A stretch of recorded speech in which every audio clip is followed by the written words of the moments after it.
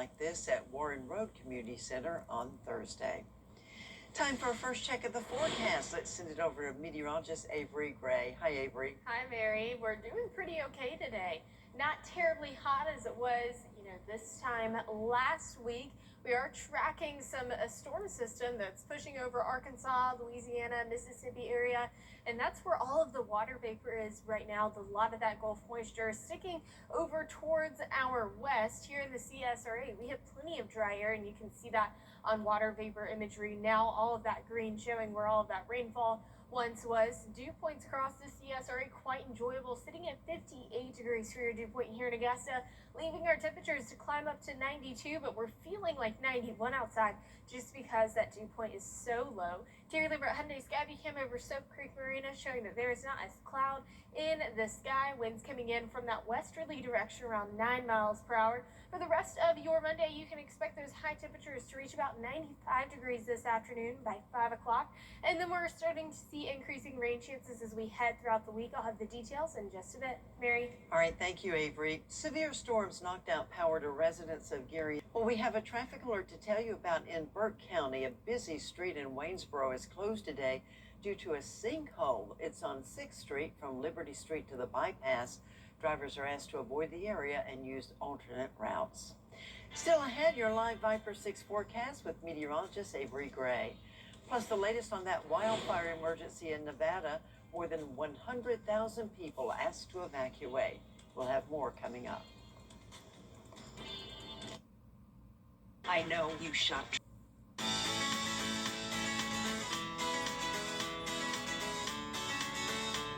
Follow News Channel 6 on Instagram. Now, your most accurate forecast with WJBF Live Viper 6. Welcome back. Here is a look at temperatures across the CSRA, sitting at 92 degrees here in Augusta. A bit cooler up in Saluda County, sitting at 83 at the moment, 90 in Swainsboro.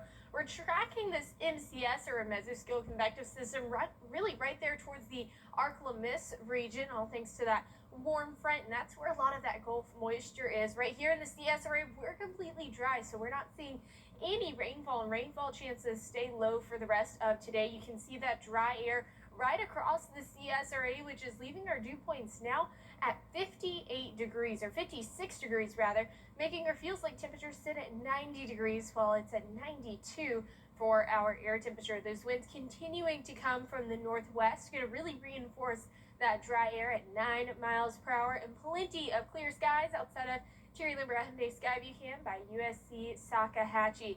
It is National Waffle Day today, so make this be your excuse to either make a waffle at home or head out to Waffle House. 86 by noon. We are warming up to 94 by 4 o'clock, 95 at the 5 o'clock hour. Futurecast staying mostly clear, especially when it comes to cloud cover. Only a little bit of that cloud cover popping up in the night. Also seeing a few spotty showers towards our late night hours, including through the overnight, but just a few of those spotty showers.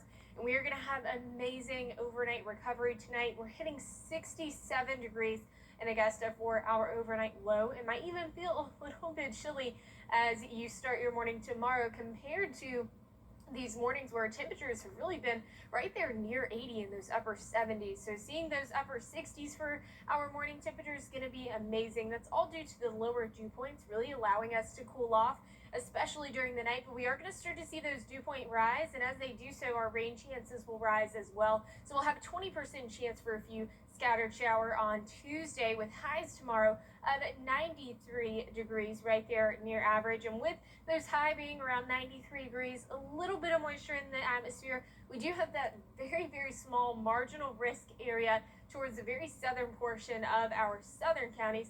And that's going to be for those thunderstorms possibly being on the strong to severe side. So here's our futurecast for Tuesday. Once again, seeing those thunderstorms push through our southernmost counties. That continues through 7 o'clock on Tuesday. We clear up as we head into Wednesday morning, but Wednesday afternoon we start to see more scattered activity across the CSRA. Very typical, but we just haven't seen it in quite some time. We are watching the tropics. This invest area number 1 with a 50% chance going to continue to move north.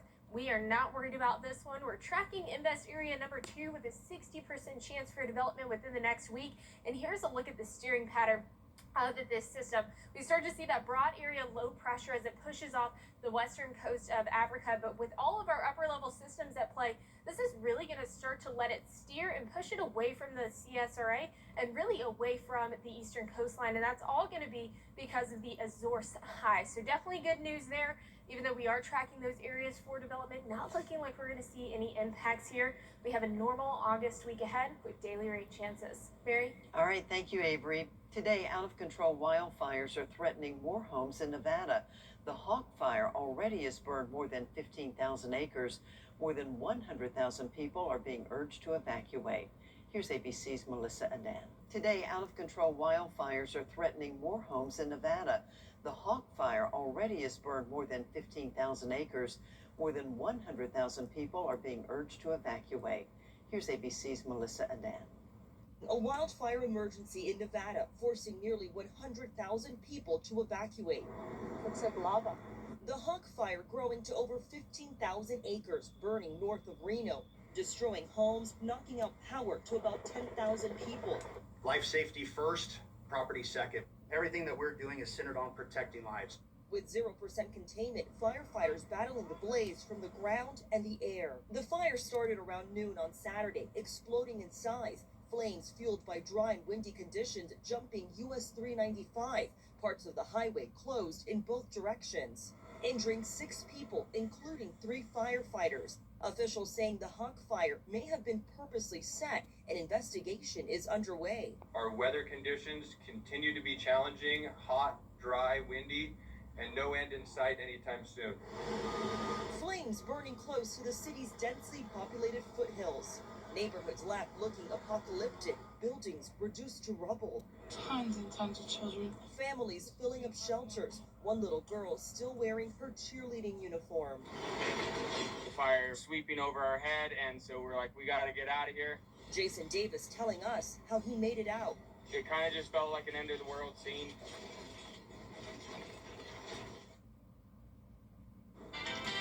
Still ahead this afternoon, remembering Shelley Fabre, the beloved actress, passed away over the weekend. We'll be right back. See why Bathfitter is American. The live Viper 6 weather team is coverage you can count on. We make it, we ship it, we install it, we warranty it. From our exclusive American-made products to our lifetime warranty, when you work with Bathfitter, you work with our family.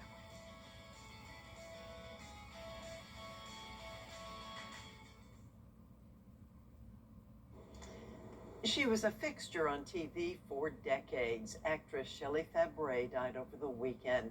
You might remember her as a teenager on the Donna Reed show in the 60s, then later on the sitcom Coach. Fabre began acting at the age of 10. She was also in many movies. She acted with Paul Newman, Frank Sinatra, and Eva Marie Saint, just to name a few. Fabre was married to MASH actor Mike Farrell since 1984 and was a devoted advocate for Alzheimer's awareness, a disease that affected her mother. Shelley Fabre was 82. Now to Dolly Parton's health battle after she canceled a recent appearance at Dollywood. Here's ABC's Ginger Z with the story. Dolly Parton sharing a new health update while remaining busier than ever before. The 80-year-old country music mogul telling People that she has battled hard times with her health, admitting she put her own wellness aside when caring for her now late husband, Carl Thomas Dean. The 10-time Grammy winner saying while she's faced health challenges before, including in the 1980s where she was, quote, down for several months with female issues, it's a little different this time. Quote, we live in a 24/7 world with social media. Everything gets magnified in ways it wasn't years ago. I used to joke that I was the queen of the tabloids, but now I guess I can say I'm the queen of social media AI. Seriously though, even though I'm still healing, I'm still working. Baby, I'm back! After she was unable to attend the opening of her newest thrill coaster, Night Flight Expedition, at Dollywood, pointing to bouts of dizziness and dehydration. As though my national doctor has kind of clipped my wings, saying you ain't traveling this week. So I guess if your doctor tells you you ain't traveling this week, you ain't traveling this week. Dolly's last public appearance was in June. Well, how's everybody doing today out in that hot boiling sun? Surprising fans at the opening of her new truck stop. But despite Dolly's road to healing opening this September to a musical headed to Broadway, and the life of Many Colors Museum in Music City.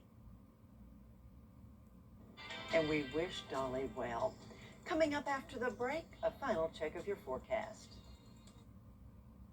Attention homeowners, we're looking for 50 homes to participate. You can't always choose the weather, but you can choose your weather.